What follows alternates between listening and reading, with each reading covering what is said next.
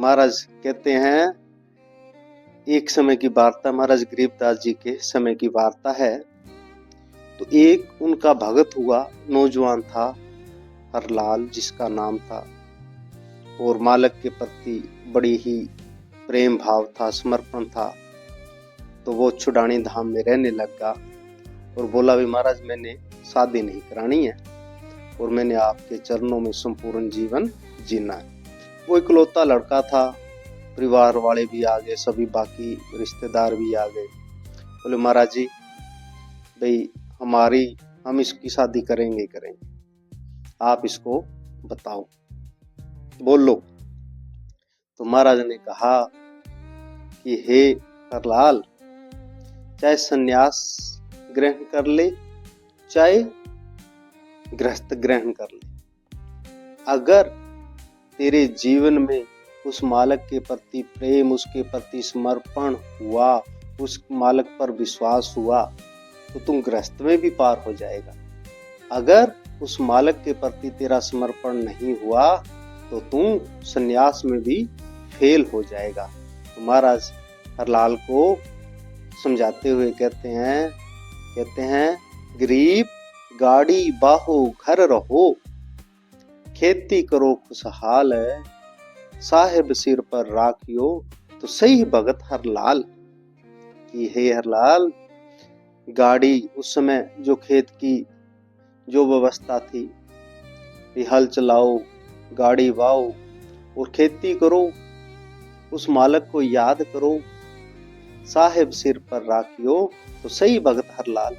अगर साहिब को याद किया, सतगुरु बंदी छोड़ का ध्यान रखा, उसके प्रति अधीनता हुई, उसके प्रति दासातन का भाव हुआ, तो घर में रहकर भी तू योगी ही होगा, सन्यासी ही होगा और तेरी मुक्ति अटल है। फिर महाराज कहते हैं, दूसरा वचन समझाते हुए हम सबके लिए लिखते हैं, गरीब मात पिता के वचन में धर पार ब्रह्म का ध्यान, हरदम साहिब याद रख कोट जग परवान। कि हर दम साहिब याद रख, माता पिता के वचन में, माता पिता जो भी वचन करें, उन्होंने तुझे जन्म दिया है, उनकी ही आज्ञा में रहो और उनकी आज्ञा में रहते हुए भी उस पार ब्रह्म पूर्ण सतगुरु को समर्पित रहो, उससे तार जोड़ के रखो, तो हरदम साहिब याद रख कोट जग परवान। तो अगर तेरे अंदर उस परमात्मा की हर पल तड़फ है तो तेरे सारे ही कर्म यज्ञों के समान। अगर तू यज्ञ कर रहा है, तेरी अंदर की प्रीति नहीं जुड़ी है, तो तेरा यज्ञ व्यर्थ है। इसलिए अगर साहिब को सच्चे हृदय से, दासातन से याद रखेंगे तो गृहस्थी के सारे कर्म ही यज्ञ के समान महाराज ने बताए हैं। और सन्यासी अगर यज्ञ कर रहा है, जो भी कर रहा है, पर उसके अंदर सच्चे हृदय से उस मालक के प्रति प्रेम नहीं है, तो उसका जो यज्ञ है वो व्यर्थ है। दोनों ही बातें हैं। फिर महाराज लास्ट में कहते हैं, टेरे डांडे खुश रहो, खुश रहे लहे ना मोक्ष, ध्रुव प्रहलाद उतर गए तो डेरे में क्या दोष। महाराज कहते हैं कि जैसे पहले बता दिया कि ध्रुव, प्रहलाद, जनक, ये सभी जो है गृहस्थी में रहते रहते भाई पार हो गए। तो अगर तू भी इनके दिखाए रास्ते पे चलेगा तो तू भी पार हो जाएगा भाई। इसलिए दोनों धारा तो दोहू भली, हे ग्रही बेरा, दोनों ही धारा भली है। अगर गृहस्थी है, अगर वो अपने गृहस्थी के नियम पे खड़ा है तो उसकी धारा अच्छी है।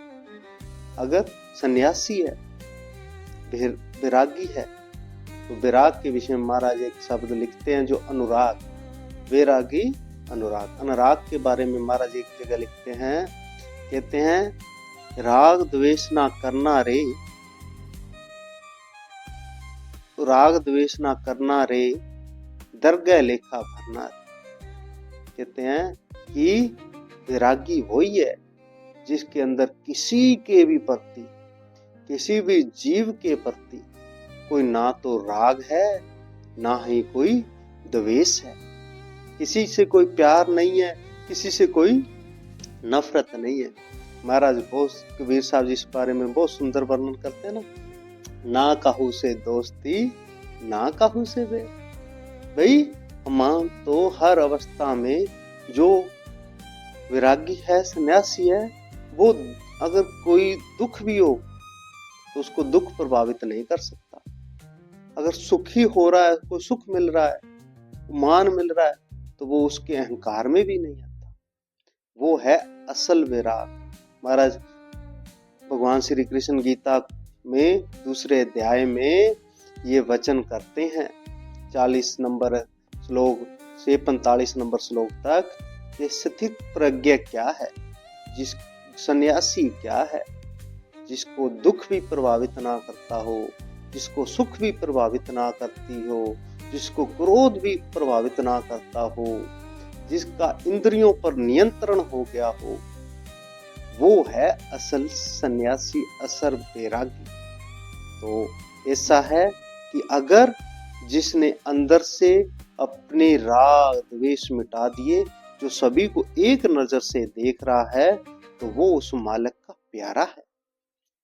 अगर जिस किसी के अंदर जो इष्टवादता के अंदर पड़ा हुआ है, तो वो एक वैरागी नहीं हो सकता, एक सन्यासी नहीं हो सकता। उससे तो अच्छा था वो गृहस्थी में चला जाता। क्योंकि हमारे जो संबंध है, हमारी दृष्टि के जो संबंध है, वो सबसे पहला बनता है शरीर से, आंखों से। हम देख रहे हैं जो शरीर है, इनसे संबंध बना। दूसरा संबंध होता है मन से, और तीसरा संबंध होता है आत्मा से। तो जो वैरागी है उसका संबंध तो हर एक के अंदर जो आत्मा, उससे होना चाहिए। और आत्मा जब होगी तो वो ना क्रोध होता, ना कुछ भी नहीं होने वाला। और जो हम देखते हैं, एक दूसरे का धर्म देखते हैं, एक दूसरे के जो कपड़ों से हम मोहित हो रहे हैं या राग द्वेष कर रहे हैं, ये सारे फर्स्ट लेवल के हैं, और ये सबसे निम्न श्रेणी का ज्ञान होता है। इसलिए अगर सन्यासी है, अगर वैरागी है, तो दोनों के लिए ही ठीक नहीं है। इसलिए जो इसके बारे में ज्यादा नहीं बोलेंगे, इसलिए मार्ग दोनों ही सही है, पर दोनों की एक अलग अलग मर्यादा है, एक अलग अलग नियम है। अगर दोनों ही अपने नियमों पर खड़े हैं, उस मालिक को याद कर रहे हैं, तो फिर दोनों के ही महाराज के दरबार में कर्म मंजूर होंगे। अगर दोनों ने एक दूसरे की जो मर्यादा का अवहेलना की, तो फिर दोनों रावण जैसे भी चले गए, और अनेकों महर्षि भी हुए हैं, जो कि उस परम पदवी तक पहुंचते पहुंचते फिर वापस 84 में चले गए। इसलिए धारा तो दोहूं भली के ग्रही बैराग, गृही दासा तन करे बैरागी अनराग। पूरी वीडियो सुनने के लिए नीचे दिए गए डिस्क्रिप्शन में लिंक पर क्लिक करें और हमारे YouTube चैनल गरीबदास बाणी के अर्थ को सब्सक्राइब